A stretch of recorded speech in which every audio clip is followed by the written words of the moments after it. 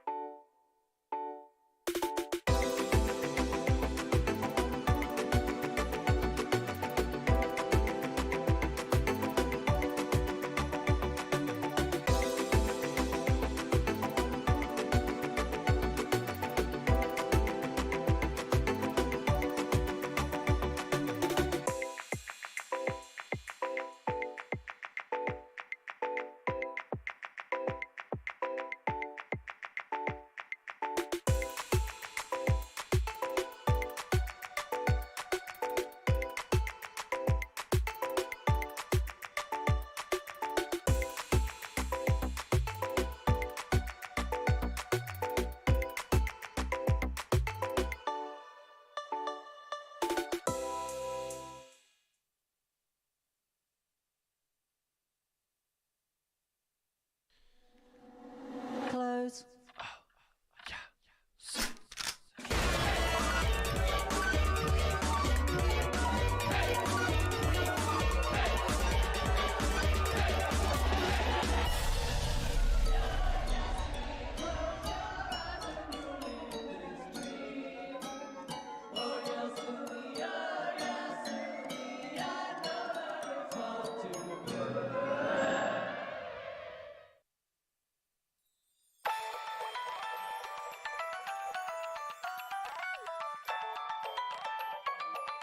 Just letting you guys know I'm here. I'm gonna be muting. All right. Yeah. I'm here too. Yeah, so I'll just be on mute basically until Q&A, right? Or until the video ends. I think it's... Oh, right, video. The VTuber questions, yes. Okay. Yeah. Before the video starts, I'll be cueing you to, say hi and then, talk about the VTuber stuff. Okay, got it. Thanks.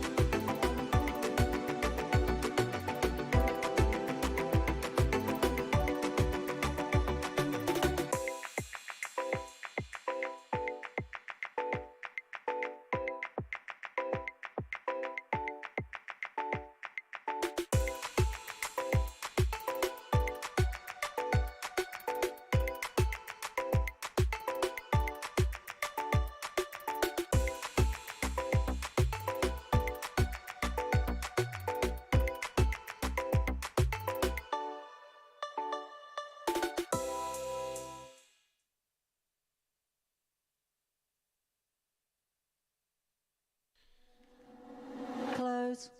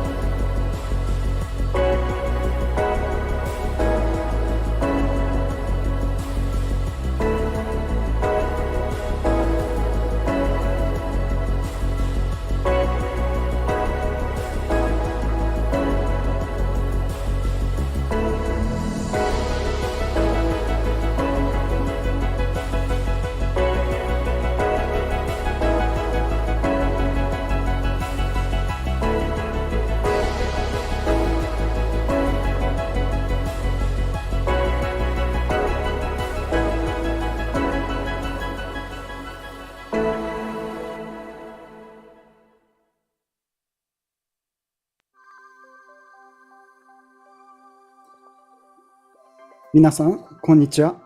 ようこそ、ピクシブワコム主催のDrawfest4にお越しいただき、ありがとうございます。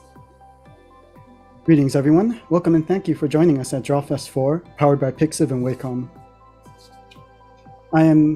私は司会兼通訳のマイケルです。本日はよろしくお願いします。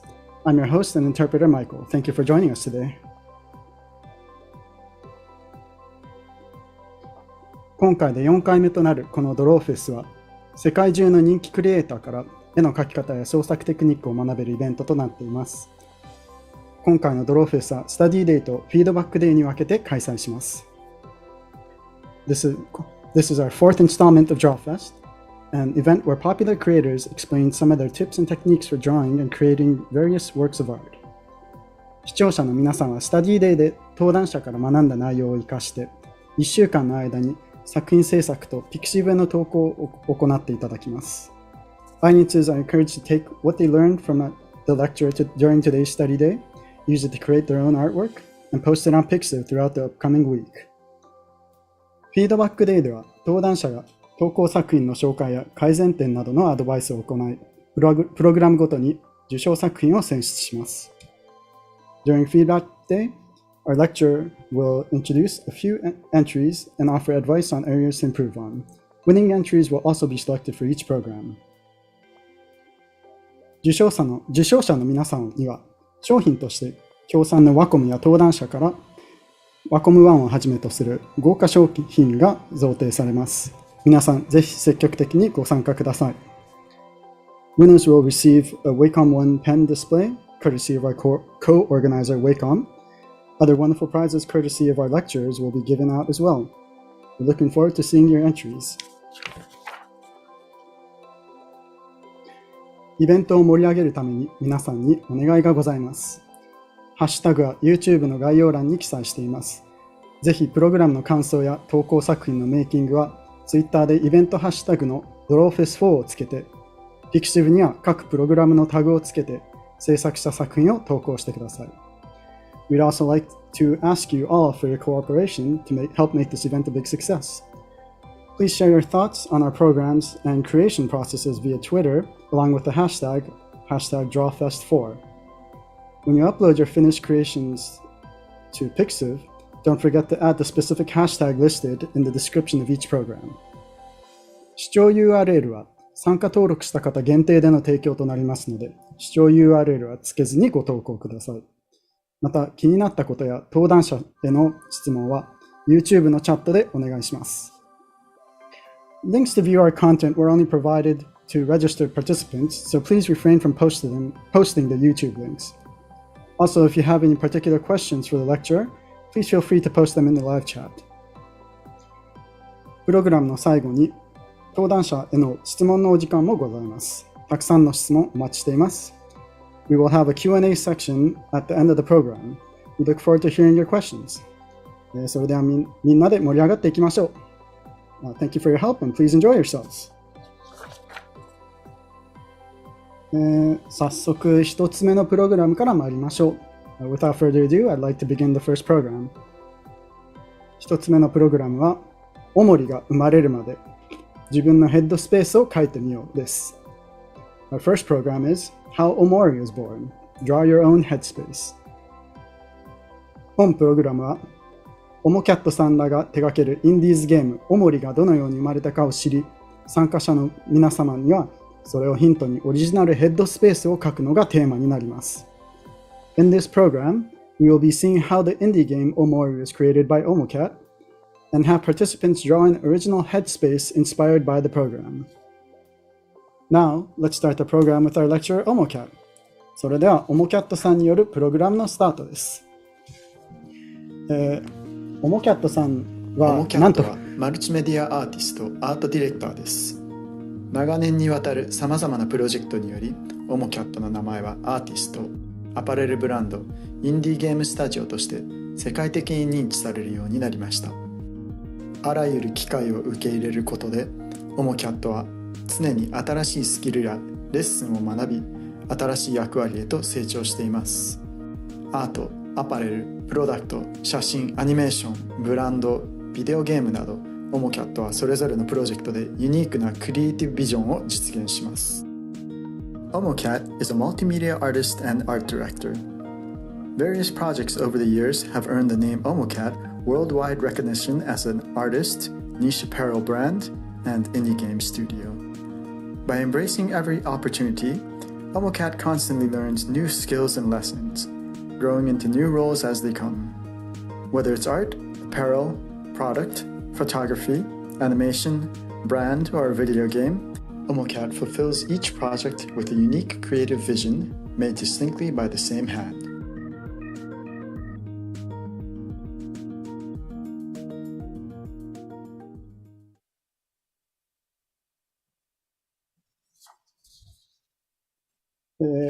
OMOCAT さんはなんと VTuber 姿でご登場いただきます。まさに本日デビューしたばかりの OMOCAT さんはドローフェスにも VTuber 姿で参加します。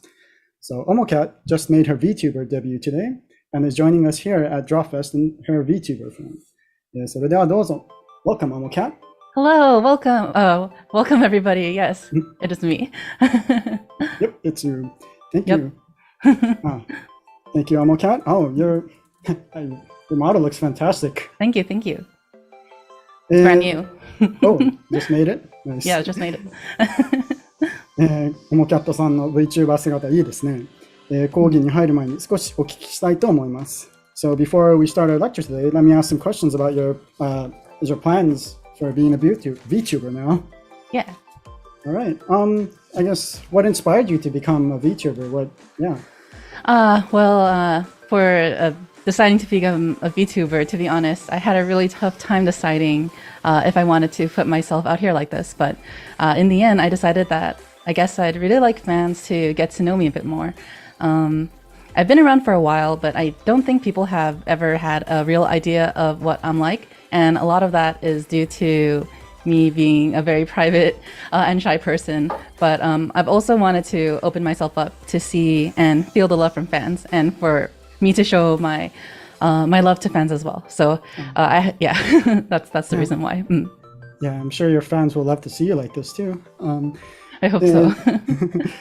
今のはこのVTuber として活動を始めたと思った理由はという質問でしたが、やはり自分は結構長い間こういう業界でやっていますが、ちょっとどっちかというと内向的なので、あまりファンたちと交流をしたことがなく、できればこういうふうに表に出てってできればファンたちと話したり、もうお互い私はちゃんとファンのことを考えてますよというのを表明したいという気持ちで始めましたと。Okay, thank you. Okay, so looks like you got your motif for the VTuber, and I'm seeing cat elements in it, but what would you say it is? So the model is actually based off a manaki neko, which is a lucky cat. So I chose a manaki neko, a lucky cat, because it's a symbol of good luck and prosperity to shops. I thought the concept really fits with everything I do, and I also just really like cats. Nice. I like cats too, so I'm fine with that. 今のはこの VTuber のモデルのモチーフは何ですかという質問でしたが、実は招き猫を元にしていますと、もう幸福ともうその幸福と幸運の象徴であるし、それに加えて自分は猫が大好きなのでこれにしようと思いましたとのことです。Thank you very much. Yeah, I guess. And what are your plans? Like, what do you think you're going to do with the model, or what kind of activities do you think you're going to be doing? I actually don't have much planned out. I still can't believe I actually went through with it. So my brain is still kind of catching up with the situation. But I think maybe just play video games, drawing. Though I do want to be clear that my main focus will still be my normal work. So unfortunately, I won't be able to stream that often because I have a day job. Daily life has to go on. So, alright. 今のはこれからの VTuber 活動はどういうものを考えていますかということなんですが、もう思い立ってもうここまでやってきたので、実はまだはっきりとした計画などは立っていないところですが、多分お絵描きを配信したりゲーム配信などをしたりしていきたいと思いますが、一応注釈しておきたいのは、やはりまだ私はそのゲーム作りや他のことがやはり生活のメインとなりますので、そんなには配信頻度は高くないと思いますので、それだけはご留意しておいてください。ありがとうございます。Thank you. No problem. Yeah. Okay. I think we should, we're on the time schedule, so we should move on with the program. Yes. それでは、yes. それでは、OMOCAT さんと一緒にプログラムを進めたいと思います。Yes. Yes. Go ahead. Sorry. No. It's weird, I'm speaking both at the same time, so it's hard. Yeah, I understand a bit of Japanese, so sometimes I reply. Anyway, continue. That makes it easier for me. Thank you. Yeah, alright. プログラムの後、皆さんからのご質問にお答えしたいと思いますので、番組の最中でも気になったことは YouTube のチャットに書き込んでください。And after the lecture, we'd like to answer any questions you may have, so please leave your questions in the live chat if there's anything you'd like to ask. なお、本プログラムの視聴においては注意事項がございます。Please note that there are some precautions for the program. ゲームOMORIのネタバレが含まれております。リプレイの方や気になる方は視聴をご検討ください。This video contains spoilers for the game OMORI. If you have not played the game or wish to avoid spoilers, please refrain from watching this program. 本プログラムはゲームOMORIのコンテンツを使用していますため、一部不安にさせる表現がございます。ご視聴の際に気分が悪くなったり、不快な症状が出た場合は、すぐに視聴をおやめください。This program contains content from the game OMORI and includes scenes that may cause anxiety. If you feel if you feel uncomfortable or experience any emotional distress while watching this program, please stop watching immediately. That should be all for the precautions. And thank you very much, and I hope you enjoy. Thank you. Thank you. それではご覧ください。どうぞ。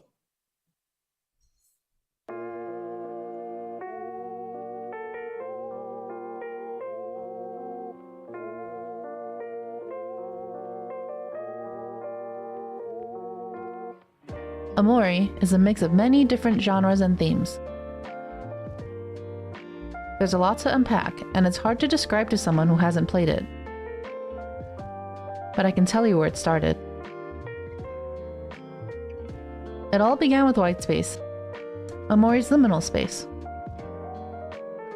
In high school, after falling asleep in class, I found myself standing in a white room with nothing in it. Realizing it was a dream, panic began setting in, but it was impossible to wake up. Something red and blurry appeared in front of me. After focusing my vision, the red shape morphed into a giant floating rectangular button with the word "live" written across it, just like a video game interface. And when I pressed it, I woke up. Whitespace came to me in a dream. The name whitespace comes from a term used in art that refers to the empty areas surrounding an illustration. For the character OMORI, a long time ago, OMORI was the name of a blog which I used for self-expression and to vent some pretty turbulent feelings as a troubled young adult. Even though they look the same, this OMORI is completely different from the one in the final game. The character's loneliness drove me to create a world just for him, starting with a self-imposed challenge to fill an entire room by drawing from imagination. This room eventually became Neighbor's room, the party's playroom. All the things in the room are random, so it might be confusing for people who see it in the game. To further the character's development, I drew a short comic, OMORI Story, which featured OMORI and the still unnamed Kel, Aubrey, and Hiro interacting for the first time. It was created for a comic anthology, which coincidentally featured as a small thumbnail in Time magazine with Bill Clinton on the cover. Very weird. But anyway. OMORI was going to be a graphic novel that began with the protagonist waking up from a coma. But the more the story developed, the more the cutscenes came to me as game scenarios. The same thoughts kept occurring to me. This moment would work better as a game. Or it would be better if the audience had a choice here. As a beginner to game development and a fan of RPG Maker horror games, the best choice to make OMORI was unquestionably an RPG Maker.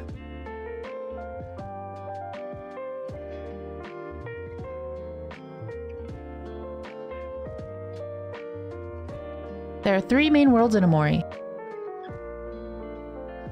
HEADSPACE, a dream world. Black Space, a nightmare world. And Faraway Town, a realistic world. Each world fulfills their own purpose and are visually set apart using different color palettes. OMORI's HEADSPACE was created gradually during development. An imaginary dream world needs to have a sense of spontaneity and randomness, so it felt natural to create concepts on the spot. As artists, there's always things that we find comfortable drawing without the use of reference. My goal was to think very little and let my stream of consciousness flow, much like in a dream. HEADSPACE is based on the idea of lucid dreaming. It was created to be playful, whimsical, and colorful to contrast the other parts of the game, such as Faraway Town and Black Space. The protagonist needed an expansive world that he could escape to. A lot of classic RPGs include environments like deserts, forests, and caves, so those types of worlds were added with a fun spin. Also included were pensive environments like foggy piers, quiet trains, or a giant field of grass to add an eerie feeling to the world. Vast Forest is a pun on the name OMORI, since Omori reads as vast forest in Japanese. Some worlds were based on my own experiences. Last Resort and Underwater Highway are inspired by road trips my family took to Las Vegas, channeling memories of experiencing a casino as a kid. HEADSPACE is not exactly surreal, but more so a world viewed through the eyes of a child. While conceptualizing, the team did group brainstorming sessions where we released our inner children. We made up silly and fun scenarios with no reasoning or purpose. Things that made us laugh. If a joke made everyone laugh, we put it in the game, like ramen in toilets or Eternal Banana. Vast Forest and Otherworld were remade a few times after early production to keep up with the current style of the game. But dungeons like Sweetheart's Castle and Humphrey were only workshopped for only a week or even days. Since our programming resources were limited, we couldn't test any dungeons out for a long time. It was risky to try anything too complicated within the time frame. Despite limitations, I'm still happy with what we ended up with. Except Humphrey. I just want to blow him up. But since there are some serious Humphrey lovers on the team, I guess he can stay for now. Black Space had content that was most exciting to make. To counteract a lucid dream, Black Space represents one's subconscious, thoughts you can't control.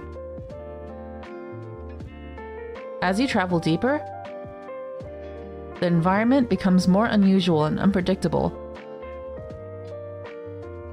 Like HEADSPACE, Much of Blackspace's content was drawn from imagination. But instead of brainstorming with friends, I conceptualized it alone. The first version of Blackspace was an open world where the player could wander and get lost. But the pace was too slow for that point in the game. The world was remade into bite-sized rooms so it could be experienced without worrying about game progression. At first, the worlds appeared in a random order, like jumping through different pools of consciousness. But it became clear that the sequence required more emotional intention. The order became fixed while retaining the illusion of randomness. The music tracks made for Blackspace inspired its imagery. Since they were created first, I listened to these tracks on repeat until scenarios and imagery came to mind. Inspiration came from my own fears and even memories of nightmare fuel from childhood. There's a scene where Basil gets eaten by a bunch of spiders, based on the death scene of the antagonist in this movie called We're Back, a Dinosaur Story. The antagonist gets covered by a bunch of crows and disappears. But my childhood mind translated it to that he was eaten alive. The Room of Faceless Characters was inspired by a show where a bunch of faceless aliens were trying to kidnap a woman. It's still scary to think about now. Lastly, Faraway Town is based on suburban America, a nostalgic and charming world that you would know in real life. Being exposed to different types of households inspired a variety of households in Faraway Town. The same kind of mundane and familiar places, supermarkets, hardware stores, parks, and churches serve their own little communities across America. The themes of Faraway Town are also developed from my own experiences. I took piano lessons and performed in small recitals. Had interests in photography, flower assortment, cooking, and more. And as a loner, I watched other children play from afar and dreamt of an ideal childhood. But also, my uncontrollable, overactive imagination haunted my dreams. At night, I hallucinated something next to me or at the foot of the bed, dissuading me from sleeping alone for a long time. Vivid lucid dreams took over restful nights, and I would try to escape them through death, by, for instance, jumping into a lake. Sleep paralysis plagued me so frequently, it became possible to tell if I was going to experience it before falling asleep.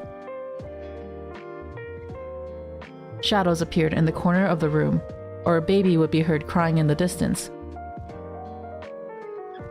It's all pretty creepy stuff that probably influenced the game quite a bit.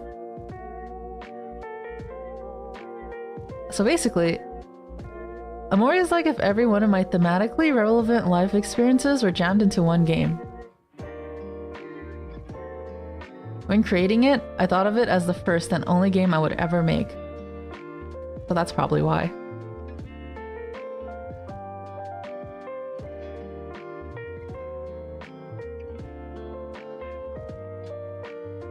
Like the world, OMORI's story developed a lot during the creative process. The premise was that two worlds were hiding the same dark secret, and that secret would be revealed through both worlds simultaneously. When the game was planned to be experimental, the story was drastically different. After the game's first delay, the narrative evolved to have more impact so it could rise to the game's expectations. OMORI's plot was risky. The themes of the story are incredibly important and were difficult to execute, but they filled me with passion and excitement. Honestly, it felt like I was onto something, since the more I worked on it, the more everything else fell into place. OMORI's story serves the emotional journey of the protagonist. The story is very simple to summarize, but the experience focuses on much more than just going through a sequence of events. OMORI's narrative structure is not typical and utilizes symbolism generously. There are many hidden secrets to uncover, so the experience becomes what you make of it. The juxtaposition of the stories and settings gives opportunity to create interesting moments. There's a time and place for everything. Most of the time. Rules are set in each world. So when the game breaks its barriers, those moments become more potent. A wise sage once told me, "Feels before reels." But there are limits. At some point, Basil had a gun, and I tried to write that his grandma was a hunter to explain it. But obviously, that was cut for being too silly. The final plot was chosen because it could be a believable circumstance. It makes the story more haunting. OMORI is a horror game after all. There's a thought of, this could have really happened. This could have happened to me.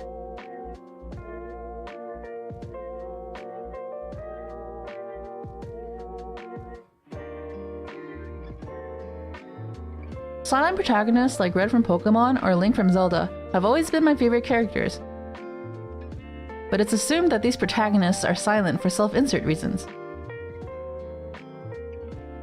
It was interesting to create a silent protagonist in which the silence is a part of their personality. That's how the idea of Sunny was born.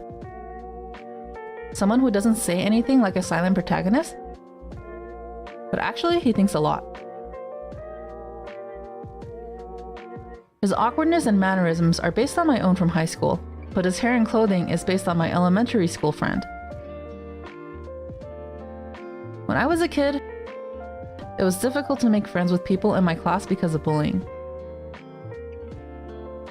My only friend was a boy 1 grade higher than me. We would walk along the school track talking about politics and religion. He was the only one that would listen to me ramble about strange subjects.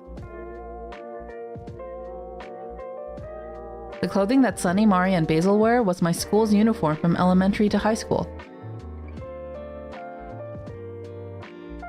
Likewise, all the characters are inspired by parts of myself or people in my life. If I talk about how they were developed from beginning to end, we might be here all day, so I'll be brief. Other than Sunny, a character that mirrors my personal experiences is Aubrey.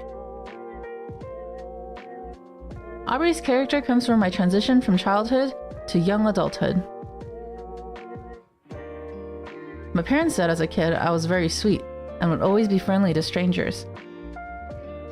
But as a result of negative experiences, I became closed off and quiet. But really, my insides were filled with anger. As for appearance, there was a phase where I had long dyed hair and wore bomber jackets and headbands in college. That's a more direct reference. She's a troubled individual, but actually quite composed unless you agitate her. I always wanted to be someone as cool as Aubrey. While Aubrey is based on my own emotions, Kel was created in relation to Sunny's personality. Since Sunny is a passive person, he needs an energetic individual like Kel to push the story along. Without him, it'd be quite boring in faraway town, wouldn't it? In high school, I was like Sunny, comfortable as a quiet friend who tagged along with loud and exciting individuals. Kel is based on those friends and experiences. He's someone who is always there for you and loves you unconditionally. Even though he can be a little troublesome, you can tell he cares about you and puts others' feelings above his own. Kel loves making others happy to a fault, or he finds it hard to deal with his own feelings. I'm sure we all know someone like that. And I'm sure we all know someone who we lend money to and don't expect to be paid back. But we love him anyway. If I could relate Hiro to one person, it would be my brother. My brother is smart, responsible, and was always at the top of the class. But funnily enough, he's also deathly afraid of spiders. Like Hiro, he is diligently pursuing a medical degree, despite being passionate in other interests. My sister and I were the Kels of the family. Hiro is the type of character that seems perfect to outsiders, but after spending more time with them, you discover that they're actually kind of lame. That's not a bad thing though. Getting to know their imperfections makes you love them even more. Similar to Hiro, Mari seems perfect on the outside, but is hiding a lot on the inside. Maybe that's why they make such a good match. In HEADSPACE, Mari's perfectionist tendencies are well hidden, but present in other places. Like Mari, I'm a perfectionist, so I understand how she feels. Early on, Mari was one of Sunny's friends, but that was changed to make the story more impactful. As a big sister, I do things for my younger siblings even if they don't notice it most of the time. Then there are friends who worry about me and take care of me like older sisters. Mari's personality is a result of examining those relationships. And last but not least, there's the gentle and compassionate Basil. He's a 6th Ranger type of character whose absence makes the heart grow fonder. Basil has changed the most since the beginning. At first, he was a sweet boy named Flower, who was well put together like Mari. And then he became a very angsty boy named Rowan, kind of like Aubrey. In the end, Basil took from both Flower's and Rowan's personalities and became his own interesting character. Basil is deeply caring and thoughtful, especially when it comes to his friends. But his loneliness and insecurity makes him dependent on others, sometimes dangerously so. He feels very deep emotions for those he cares about. And because of this, they can sometimes put him in a situation where he will unintentionally hurt others and himself. All the characters have their own complexities, but Basil is probably the most complicated character and ended up being the most fun to write for. Anyway, I'm very embarrassed right now for revealing all of this. The characters in OMORI evolved in my head for a long time. While developing them, I thought, wow, these characters are so lovable. How can I get other people to see how wonderful they are too? Their dialogue was written like conversations with real people. Sometimes it felt like writing down my inner monologues. You can say I write from experience.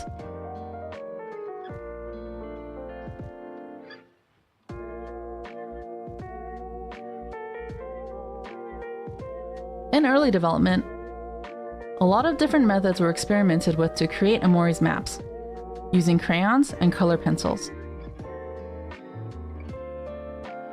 HEADSPACE was going to look drastically different from Faraway Town, and was to be surreal and nonsensical. I had to scrap this for two main reasons. First, having the world be drawn in crayon visually separated the characters from the setting too much, making the world less immersive. The more experimental processes were moved to black space. Secondly, a world with no structure isn't truly random. It still needs to be implemented and tested to make sure all the components can work together. Without proper care, a structureless world can feel unintentionally clumsy and contrived. Since it's less straightforward to explain to a team, it can take a long time to get the desired result. That is, unless you're also programming the game yourself. During early development, OMORI's programming was making little progress, so coordinating efficiently seemed out of reach. Much later, after I learned how to program, it was possible to achieve a more experimental result in blackspace by programming the base myself. Both worlds ended up having the same pixel style. It worked for the game's narrative and showed the protagonist's struggles separating the worlds. Solidifying HEADSPACE was challenging. The freedom was almost limiting. Its purpose is to illustrate the protagonist's ideal relationship with his childhood friends. Even though my initial goal was to create a surreal world like in other games I love, such as Space Funeral or Hylix, nonsensical adventures would detract from getting to know these characters. Without HEADSPACE's goofy but definable scenarios, it would be much harder to visualize the protagonist's childhood relationships with his friends. The idea was to write two overarching storylines from HEADSPACE and Faraway Town that would eventually meld together. But without programming support, being unable to test how the narrative felt in-game made such an ambitious goal too risky. With little room to experiment, I decided for HEADSPACE to be an episodic series of campy adventures based on Saturday morning cartoons with a simple overarching theme. Find Basil. This quest would continue to derail as the world was trying to keep the protagonist from the truth. Music played a huge component in visualizing OMORI's world. To set the right tone for the tracks, I drew small thumbnails to show the feelings the track should evoke. The music drafts inspired how the areas would look. Sometimes, the songs would even influence the story. Sweetheart was an optional boss, but because her battle theme was so good, she became a mandatory part of the story. A lot of music was completed before implementation, so many of OMORI's worlds were reverse engineered. The game's details only existed in document files, handwritten notes, and spreadsheets for years. After becoming the lead programmer, my workdays were 20 hours long to make up for lost time, so ideas were being improved quickly. It would have been too difficult for everyone to keep track of the changes. Instead, the entire team was taking requests from me left and right, helping with various parts of development. OMORI entirely changed in 2020. Without that last year, it would have been a completely different game. The duet animation wasn't created until April that year. We completed 25 hand-drawn animations in 2020 alone. The emotions battle triangle didn't exist until that September. Even the different stages of the final battle weren't conceived until a few months before release. There was a week where I updated over 300 maps. We even revamped all of Humphrey in just days. Just like the concepts, the execution of the worlds were created with very quick gut decisions. In 2020, my brain was on overdrive trying to get this game out. Every decision had to be made quickly, so I'm grateful that the team trusted me and my vision.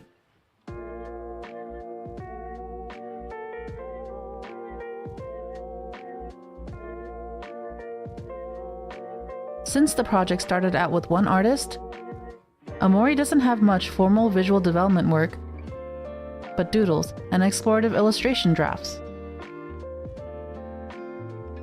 The assets were worked on separately, but because of our programming issues, they couldn't be pieced together as a game. The closest thing to a game I had were my visual mock-ups in Photoshop. With no way to experience the gameplay or cutscenes, OMORI was almost entirely conceptualized in my head.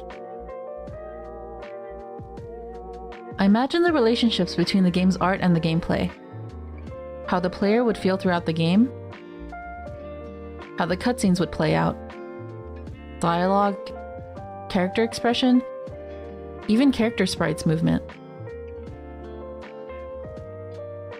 Every night, I played the game in my head, mentally fixing up the narrative structure and making sure that the story and gameplay meshed together. When an idea came to me, I'd write it in a notebook, even from the shower. Sometimes an idea would compel me to get out of bed at 3 a.m. and start working on it immediately. To organize my thoughts, these lists of ideas were organized into spreadsheets. When transitioning to a team, our time was utilized creating assets to get the game out as fast as possible. Instead of creating concepts, I reviewed everyone's work at the end and made the final edits to fit my vision. But sometimes, we explored character relationships by drawing fun doodles.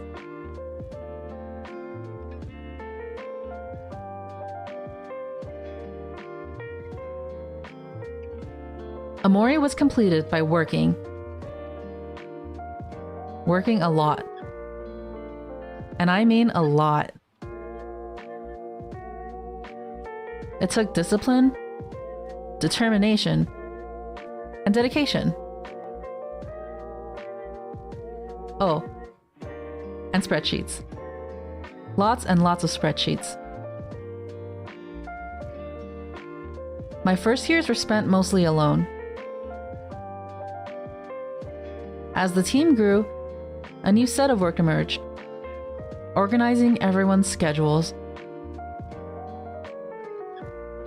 It was important to get to know every individual's work style and pace, so each process could lead to the next without delay.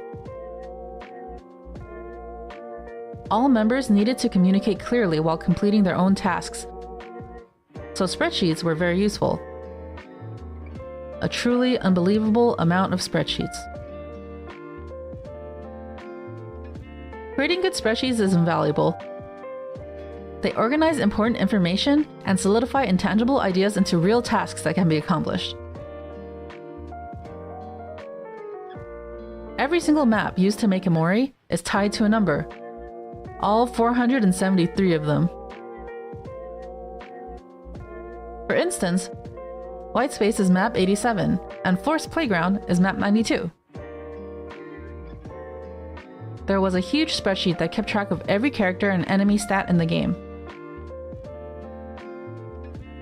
Each enemy had different stats depending on their emotion. So imagine every enemy in OMORI multiplied by 4. There was a spreadsheet for items, their effects, and descriptions. There was a sheet that kept track of the side quest rewards and sequences to see if, for instance, completing Quest A on day 1 should grant access to Quest B on day 2. there was a sheet that listed 1,000 game switches, a tool used to track a player's progress. Spreadsheets were also our to-do lists, which eventually became filled with bugs. Thousands of them. From each section, I assigned bugs to different people based on their skill sets. With the process so complicated, it's important to accept that, especially in game development, nothing will ever be 100% perfect. In long-term projects, there will always be something you feel like you can do better. In video games, there will always be bugs. Unless you resist the urge to fix everything, the game will never come out. A big part of development is learning to prioritize what's important. It requires working hard, but also working smart.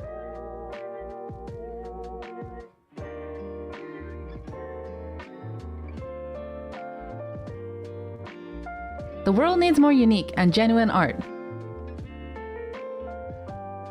There's a common saying, shoot for the moon.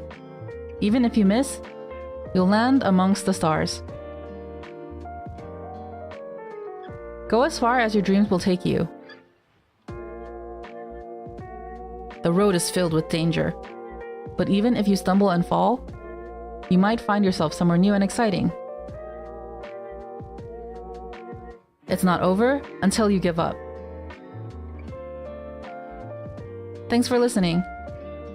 I hope this talk was able to give you a little bit of insight. 今日はたくさん来てくれて嬉しいです。いつも応援してくれてありがとうございます。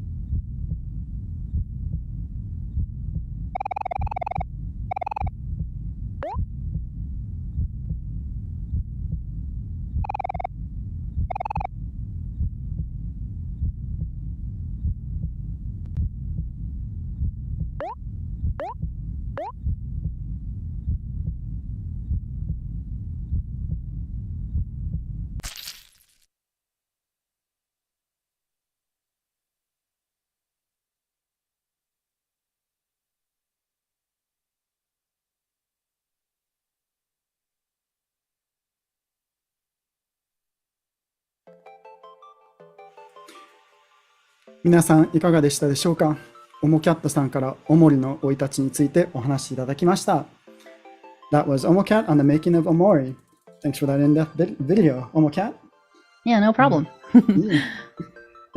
OMOCAT さんから皆さんに一番伝えたいポイントなどありますか？ So, OMOCAT, is there anything you'd like to add to the video? Yes, there is. So a few more words. First off, thank you for listening to the lecture. I hope that it was able to help you in some way. It's actually really, really hard to talk about OMORI because I have so many thoughts about it. So it's really hard to pinpoint exactly what I want to share. OMORI's production was a very significant part of my life, with many ups and downs, high points and struggles, and it really changed the whole course of my life, and also for many of those around me. So with something so important to me and such a big part of who I am, it's hard to step back sometimes and find words to express what I want to share about the game. I have more of it. Did you want to translate, actually? Yes, if you would. Just a second. Yes. Sorry. No problem. まず皆様お聞きくださりありがとうございました。大森のことは私の人生にとても深く関わるプロジェクトでしたので、何か一つ話すというとなるとすごく難しいのですが、私の人生の上がり下がりや今これからの生き方をとても変えてきて、私の周りの人たちにもたくさん影響を与えてきた作品なんです。なのでちょっと一歩引いて考えるというのはとても難しい時があります。Okay, thank you. And also, because I had to put together the entire game basically in the last 2 years and was under such a large amount of stress and pressure, it's also quite a difficult time for me to look back on and the process and everything I did to finish the game, because it was really a lot going on at once. Since our production was a bit abnormal, we made a lot of art and assets in the first 4 years, but had little programming done during that time. So in order to move forward production, I had to learn how to program myself, even though I didn't initially expect to, and was able to put together the game in the last 2 years. And so in the end, OMORI ended up being a 15-hour game for the main story with almost 60 hours of content, which really seems like an impossible thing to do in game development, especially with such a small team. Yeah. Okay. なのでこの2年間でこのゲームを仕上げなければいけなかったので、この2年間はとてもストレスが多くて、とても重圧に耐えかねてたようなそういう時代だったので、今まだそれを見返していろいろ考えるというのはとても難しい、まだそういう時期ではないと思っています。この制作に関してとても普通とは違う制作モデルというかプロセスだったので、最初の4年間は主にいろいろビジュアル面などの開発をしていて、プログラミングなどのゲームに関わる部分がこの2年間ぐらいに集中してしまったので、とてもバランスが偏っていて、とても仕事が一度に来るというようなとても辛い制作体制になってしまいました。結果として15時間ほどのメインストーリー、60時間全コンテンツ60時間ほどのゲームが出来上がりました。これは私たちみたいな小規模なチームですととても普通でありえないぐらいのコンテンツだと思われます。Thank you. So in order to pull all that off, I really had to give everything I had and more. So for months on end, as I said in the lecture, I worked 20 hours a day, even through weekends and holidays, and really sacrificed every part of my life to finish this game. And, I also worried a lot of people who were close to me, because at points I really, really thought that this game was more important than my own life.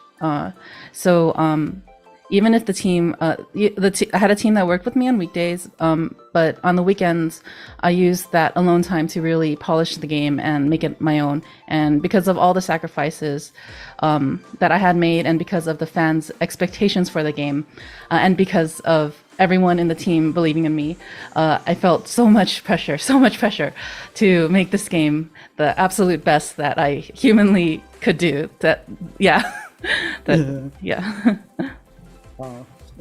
I can't imagine. That's a lot of work and passion, I can tell. Okay, let me just translate that. とにかくこれを完成させるために私はもう全身全霊全力をかけてこの数年間はもう毎日20時間以上働いてきたと思います。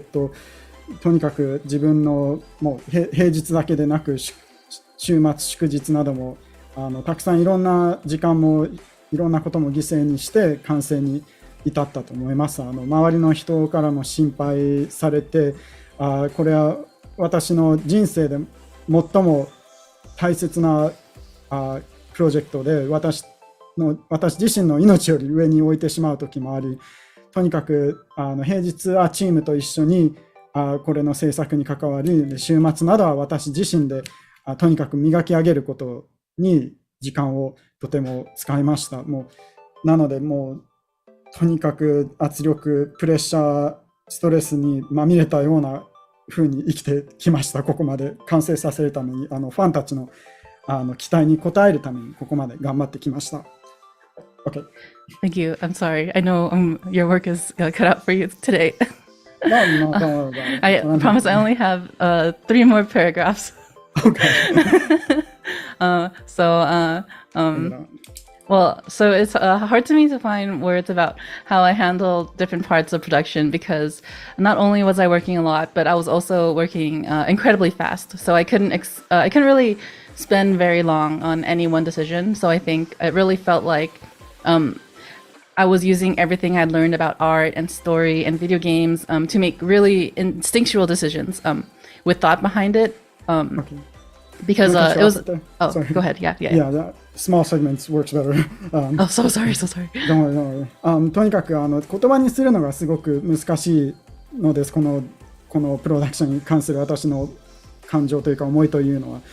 何もかもものすごい早い判断が要求されて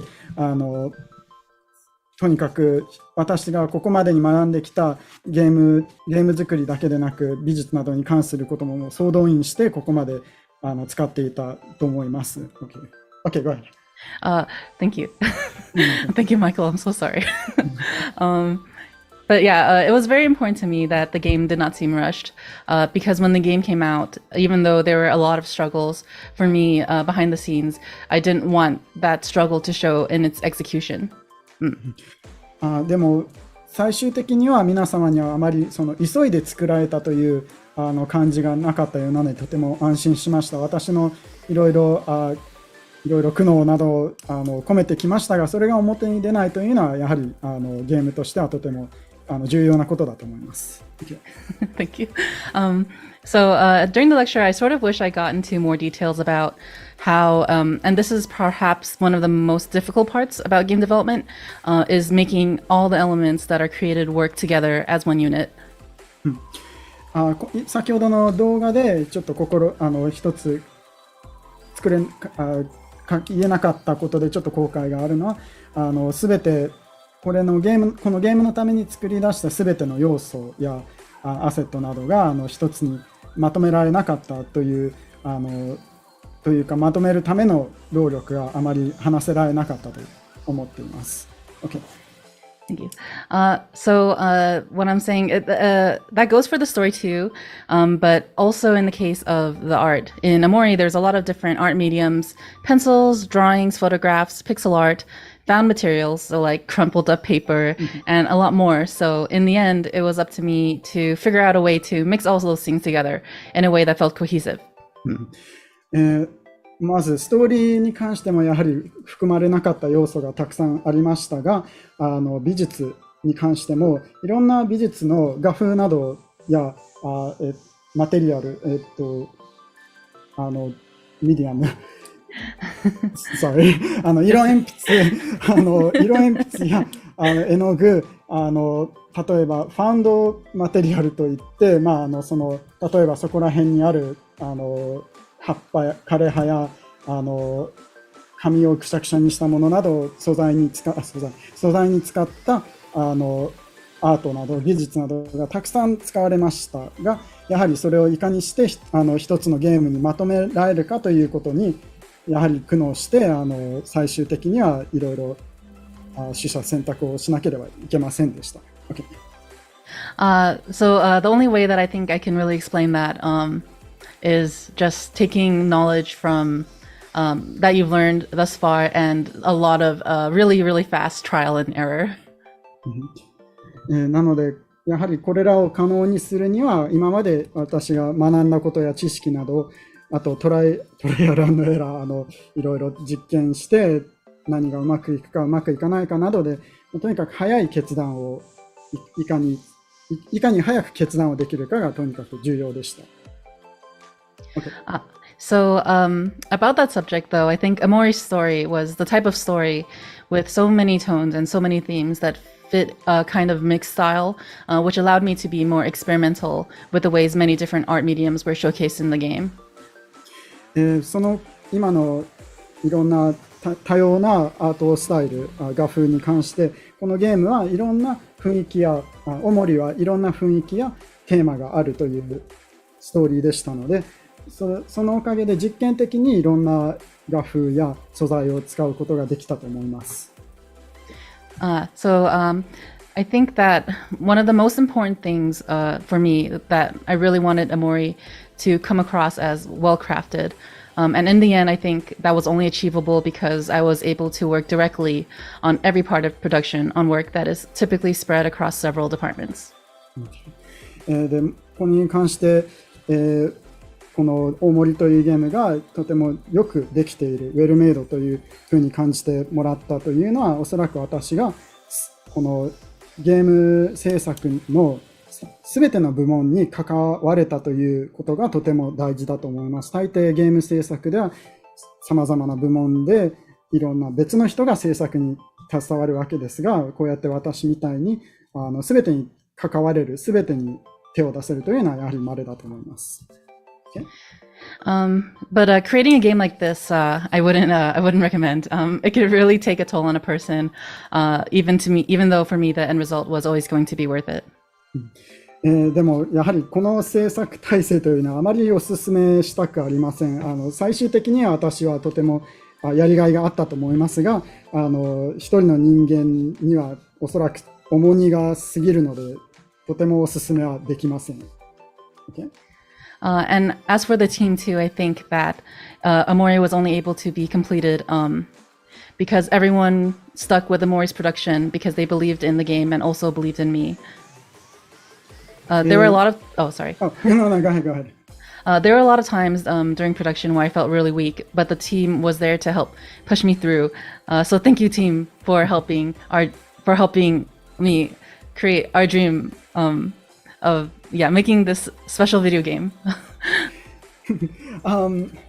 で特に私はこのチームの重要さが、私のチームが最後まで私と一緒についてきてこのゲームを作るのに協力してくださったことを本当にありがとうと言いたいです。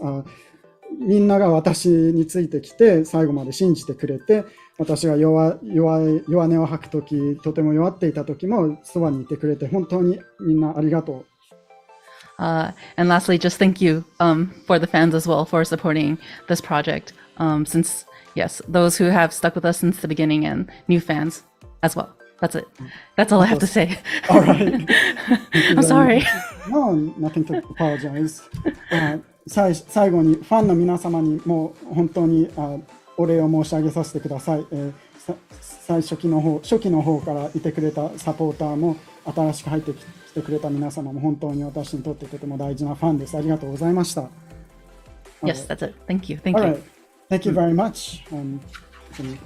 This project, I can tell it means a lot to you. And Thank you. I'm really happy. Yeah, it looks, it's a beautiful game, I must say. Yay. All right. I guess we can move on to the Q&A section. Are you ready for this?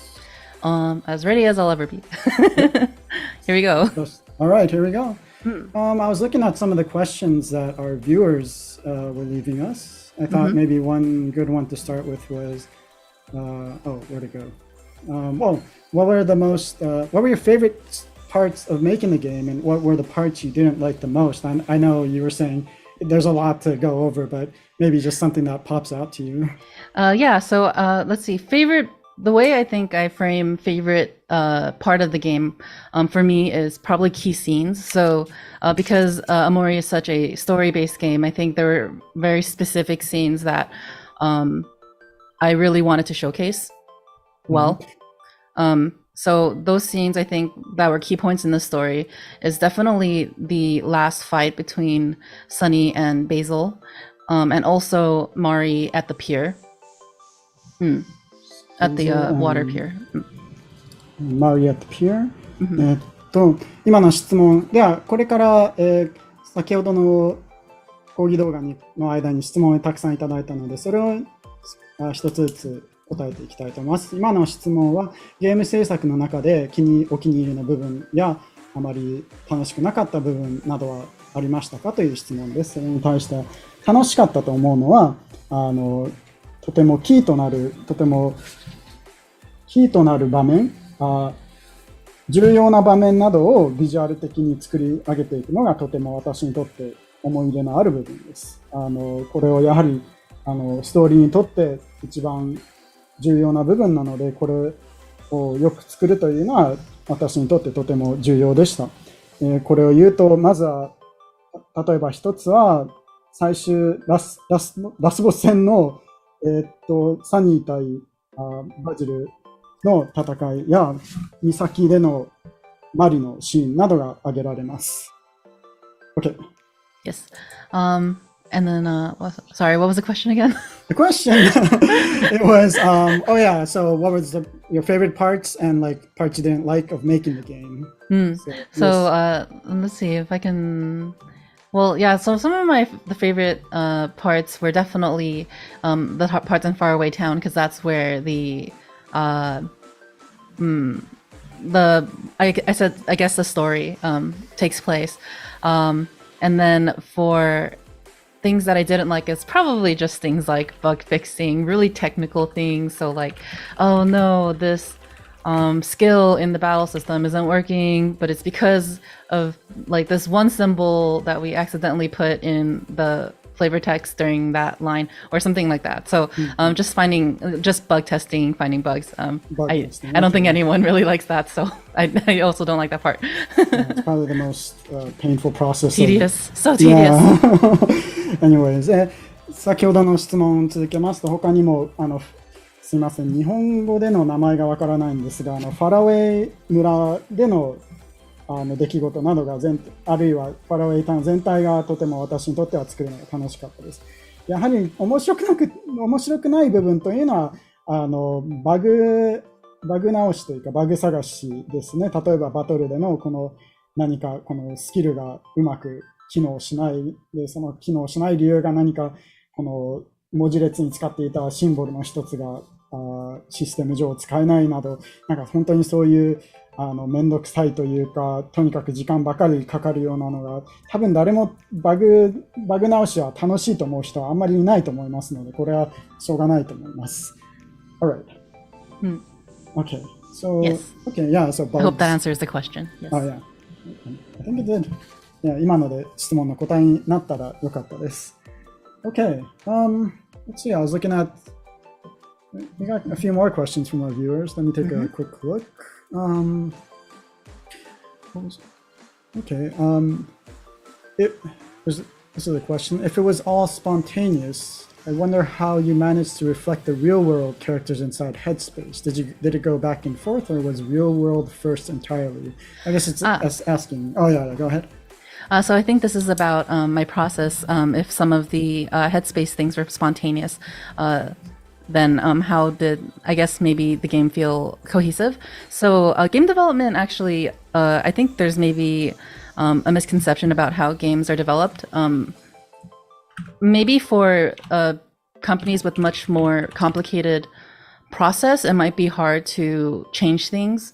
But because our team was so small, and because I had a handle on essentially every aspect on development, I was able to change basically anything, anywhere that I felt would make the game better. 今の質問は、ヘッドスペース内の現実世界のキャラクターを作るときに、その現実世界、リアルワールドの世界を先に作ったのか、それとも先に作ってそれを元にしたのか、それともお互いその間を行ったり来たりしたのかという質問でしたが、これに関してはまずおそらく皆さんは、私のゲーム制作の体制がとても小規模なチームだったので、大きな会社が作る大きな会社のゲーム制作の体制とはおそらく違って、私はかなり自由度が、そのゲームの調整や直しなどに対する自由度がとても高く、どんなタイミングでもどんな事態でもとりあえずこれを変えようというのが結構大会社と比べるとおそらくとても簡単にできたと思います。大会社というのはもう完全にこの制作のプロセスが決まっているので、その変えるタイミングもを超えたらもう変えられないなど、そういう縛りが制約が多いと思いますので、私はそういう制約が少なく自由にできていました。OK. So basically, when I say spontaneous, I think it's more so there are certain things that are more fixed, and then certain places where I allow myself to be more spontaneous. So for instance, so maybe I'll have a draft saying Omori and friends travel a world in Headspace, but that world may not be visualized yet, and then that might be something I figure out later and make up spontaneously while working on something in faraway town that's a lot more set. Does that make sense? I think so. Let me try to. I'm just trying to figure it out in my head. The Japanese. まあ私がこのとてもある意味自由にこの思いつきみたいな感じでいろいろ変化やあるいはいろんなビジュアルを加えられるというふうに思われているようですが、それに関してはまあ実際先ほど申し上げたそのプロセスの自由度がありましたのでできますし、やはりこのゲーム全体でもうかなり最初から固まっているイメージとあまりまだ固まってない部分があって、例えばファラウェイ村、ファラウェイタウンにての物事はかなりもう最初から決まっていたので、ですが例えば他のセクション、他のゲームの部分で例えばそのアイデア帳あるいはそのメモみたいな感じでOMORIたちが何々の世界を冒険するなど一文があるだけでそれが全然決まっていない状態でも、例えばもうかなり決まっている状態のファラウェイタウンなどの制作を進めている間にそちらのイメージが湧いてくる、あるいは何か思いつく、でそこからそちらの方に加えていくという形で作ってきました。Okay. Thank you. Yes. All right. Okay. Yeah. So, yeah. Sorry, I have to like. No, you're doing great. Don't worry. Like, You're doing amazing. Out. Like, where am I? Where am I? What time is it? Thank you. All right. Let's see what else we have. Got a few more questions. We'll have. Actually, we're kind of low on time, so. Oh no. Okay. One or two more questions. Okay. Okay. Oh, okay. How about this? If you had more time to develop OMORI, what other stories, characters, or what else would you want to add to this game? So I actually feel like when I finished OMORI, I thought this game is going to be just this. It's going to be just like this. It doesn't need anything else. It should exist exactly this way. And those were my thoughts when I released the game. So I think because I had worked so hard on this game, I had gone past the point of maybe logic and thought, like I thought of this game really like as my child. So I thought this game is perfect because it's my child. I think I definitely had that kind of sentiment. Yeah. It's flawless. I see. Thank you. All right. 少し時間が迫ってきましたが、あと一つか二つの質問を答えたいと思います。今の質問は、もしOMORIの開発時間がまだ残っていれば、他に加えたいキャラクターやストーリーなどはありますかという質問ですが、私はこのもうあまりにももう自分のすべてをこの時間にもうこのゲームに使ってきて、もう頭がもしかしたらもうちょっともう頭が壊れてしまったのかもしれませんが、もうこれでもうこれ以上他に付け加えることはない、もう完璧であるもう我が子のように思ってきたので、もう我が子には何も問題があるはずないでしょうという気持ちで今回の制作は終わりました。So yeah, it's perfect. There's nothing else to add. Thank you. Yeah. All right. Thank you. Okay, I think. Okay, I'll see if we have any more questions. I can quickly.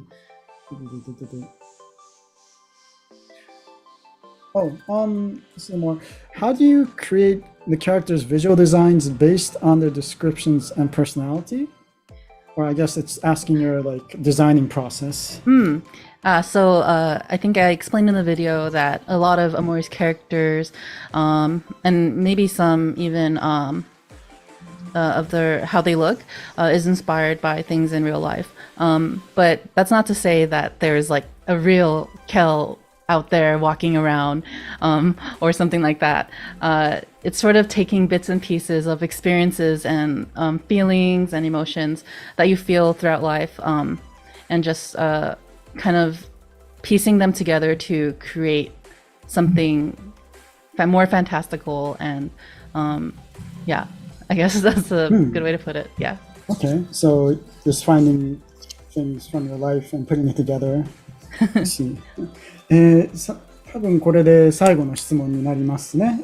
今の質問はキャラクターのデザインをや個性などはどのように作り上げてきましたかという質問で、デザインなどに関しては先ほどの動画にも少し出てきたと思いますが、やはり現実での体験や経験などから発想、着想を得て、インスピレーションを受けて、それをすべていろいろつなぎ合わせて、組み立てて、そういうふうに作ってきました。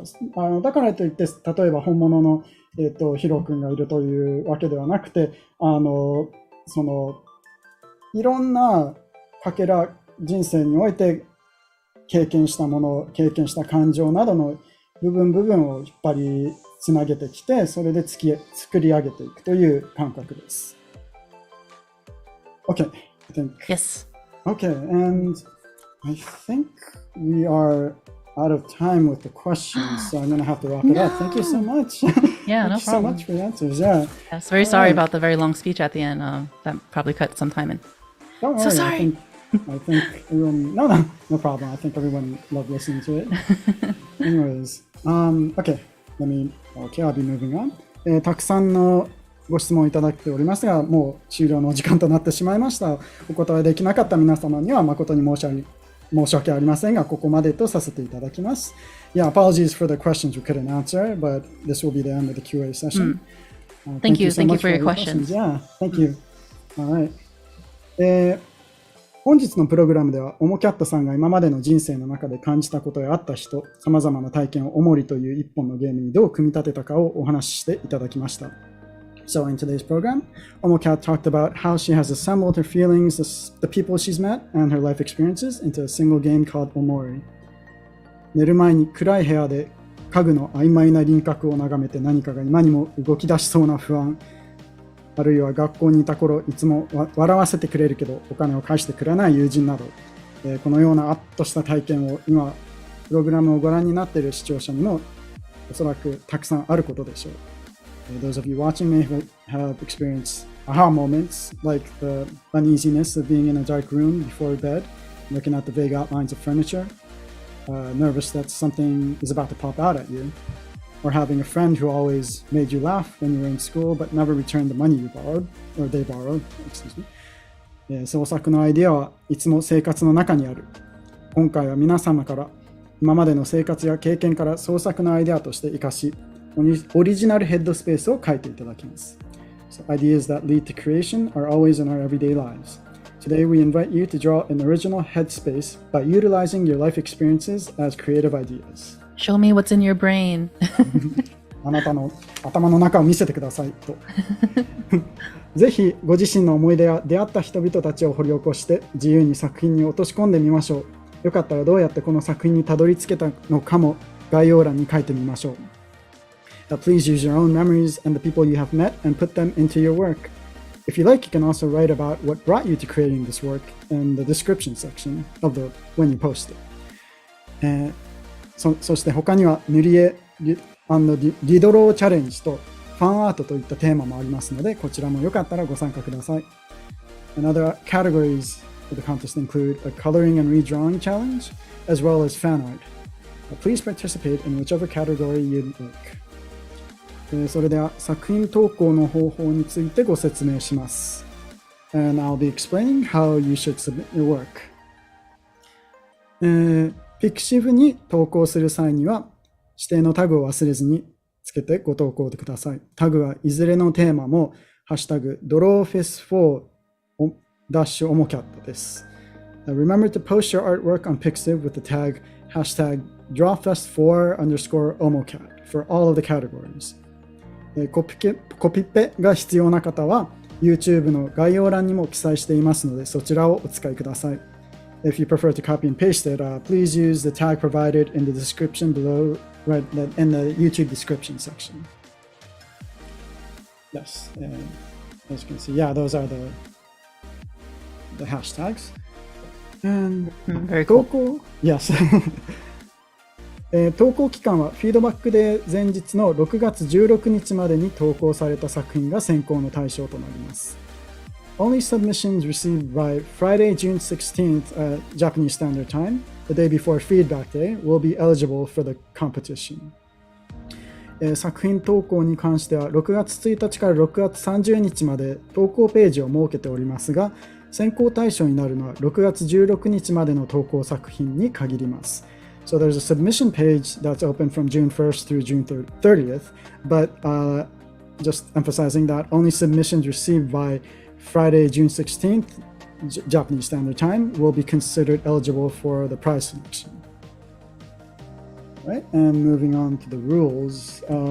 ルールとしては、Drawfest4 のプログラムに関連する作品であること、投稿期間内のもの、指定のタグがついた状態で投稿されているものに限らせていただきます。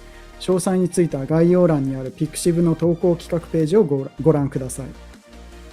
Submitted works must be related to the Drawfest4 programs and must be entered within the submission period with the specified tags attached. For more details, please refer to the contest outline section on the pixiv submission page. Okay. And this now about the feedback day next week. OMOCAT さんのフィードバックデーは来週の6月17日土曜日朝9時から開催します。OMOCAT's feedback day will be taking place next Saturday, June 17th, 9 a.m. Japanese Standard Time. Which is also the OMORI Switch anniversary. Oh, okay. Yeah. どうやらOMORI のスイッチ発売日の記念日でもあります。6月17日。フィードバックデーでは今回お伝えしたテーマでご投稿いただきました作品の紹介や感想などを一緒に見ていきます。On Feedback Day, we will be looking at and commenting on the works posted on pixiv. そしてOMOCAT さんより本プログラムの受賞作品を選んでいただきます。And OMOCAT will select the winners for the contest on that day. Yes. Yes. And now I'll be introducing the prizes. 各賞はこちらになります。Oh, here we go. And 最優秀賞はYou got the tambourine ready? Yeah, tambourine. The grand prize winner will be given a Wacom 113. 最優秀賞はワコム1液晶タブレット13になります。And Woo! では次はオリジナルヘッドスペース賞はDrawfest4グッズセットになります。The original HEADSPACE prize winner will be given the Drawfest4 complete merchandise set. Yay! Yay! It's on screen now. So yeah, got Wonderful. T-shirts and your art for the Drawfest4, which is fabulous. Almost. Thank you. Nice. And moving on, OMORI ファンアート賞はOMORI Art and Guidebook. The OMORI Fan Art Prize winner will be given the OMORI Art Book and Walkthrough Guide. Yay! OMORI 塗り絵&リドロー賞は苗もぐらぬいぐるみが贈呈されます。The OMORI Coloring and Redraw Prize winner will be given a Sprout Moles plush. Sprout Moles! So cute. 今回はなんと参加賞もご用意されています。参加賞はOMORI 2014年ポスターです。And this time we also will have an honorable mention prize who will be given OMORI 2014 poster. Yeah. OMORI 2014 poster. Yes. 2014. 皆さん、ふるってご参加をお願いします。We look forward for everyone's participation. 本日のプログラムは来週のフィードバックデーまで同じ URL でアーカイブ視聴ができます。絵を描いている途中でわからなくなったときはいつでも振り返ってみてください。An archive video of today's program will be available on the same URL until next week's feedback day. If you get lost in the process along the way, you can always look back at the video again. Thank you. Thank you. オモキャットさん、本日はおもりが生まれるまで自分のヘッドスペースを書いてみようというテーマでお話しいただきました。改めましていかがでしたか？ So OMOCAT, today we spoke about, or you spoke about, how OMORI was born and draw your own headspace. Would you like any final remarks? I think we covered a lot already, and also I had a pretty long speech back then, so I'm pretty good for now. But Alright. thank you everyone for coming and for enjoying OMORI and for all your support. Yes. 先ほどかなり語らせていただきましたので、もうあまり話すことはないと思います。とにかく今日来てくださった皆様、サポーターのファンの皆様、大森を愛してくれてありがとうございます。いつもありがとうございました。Yeah, thank you. Thank you. Yeah, thank you. And, I'm sure the fans enjoyed listening to you too. All right, I think I have one more information. コンサート、ここでお知らせがあります。And we have special. Yes. Finally, we have some announcement. ミュージックエンジンによるおもり3周年記念コンサートが今年の11月22日水曜日に日本川崎にあるニューザ川崎シンフォニーホールにて開催決定です。First, OMORI's third anniversary concert, organized by Music Engine, will be held on Wednesday, November 22nd, Japan time, this year at Musa Kawasaki Symphony Hall in Kawasaki, Japan. Amazing. Exciting. 前回より規模を拡大して、大ホールにておもりの世界を演奏で届けてくれます。ご興味のある方はぜひミュージックエンジンのホームページをご確認してみてください。Expanding the scale from last time, the orchestra will deliver the world of OMORI with performances in the large hall. If you are interested, please check the Music Engine website. Yes. Don't miss it. Exciting. 皆様お見逃しなく。続いてはグッズの紹介です。OMOCAT さんが描かれた Drawfest4 メインアートを使った T シャツ、デスクマット、ノートブックはOMOCATshop.com にて発売中です。And I believe the merchandise is on sale at OMOCATshop.com. Yes, it is. It just went up live, I believe. It went up at 5 p.m. Yes. 5 So p.m. you can get it now. Yes, go get it. T-shirts, desk mats, and notebooks that use the Drawfest4 main art drawn by OMOCAT are available. So yeah, go check it out. OMOCAT-shop.com. Thank you. Alright, thank you. 参加登録特典の OMOCAT カタログには OMOCAT ショップの 10% 割引券も掲載しておりますので、よかったらそちらを使ってお買い求めください。And there's a 10% discount coupon for OMOCAT shop. Yay, 10% Also included, discount. yeah, in the pre-registration gift, 10%. So feel free to use it when you make your purchase. All right. Exciting. 最後にこの後のプログラムのご案内です。And finally, I'll be giving information on our following programs. この後11時から次のプログラム、かわいい先生の人物パーツ&構図レッスン。Right after this, at 10 p.m. Eastern US time, okay, so many time zones, we'll have Kawaii Sensei's lesson on anatomy and composition. 13時から日本時間13時からはオギポテとアニメ塗り会で V 少女アイアンマウスを加工を予定しています。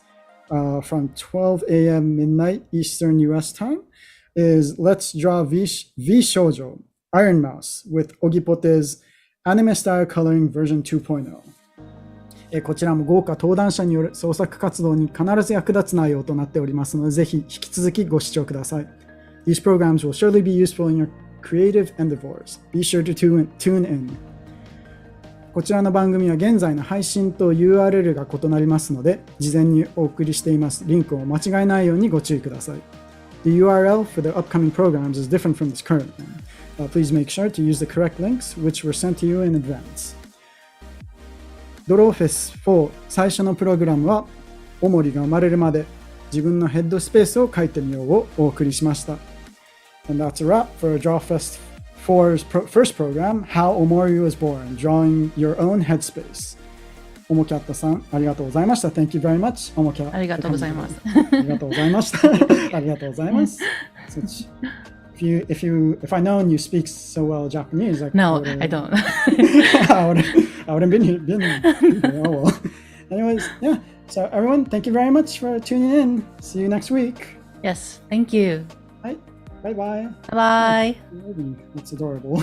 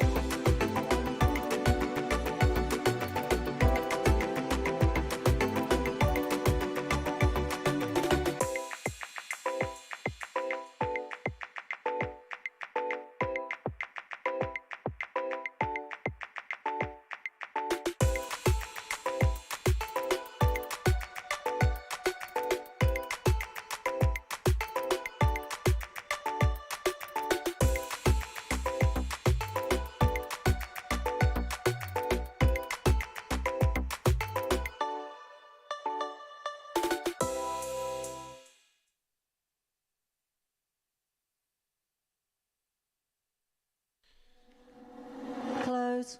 Bye.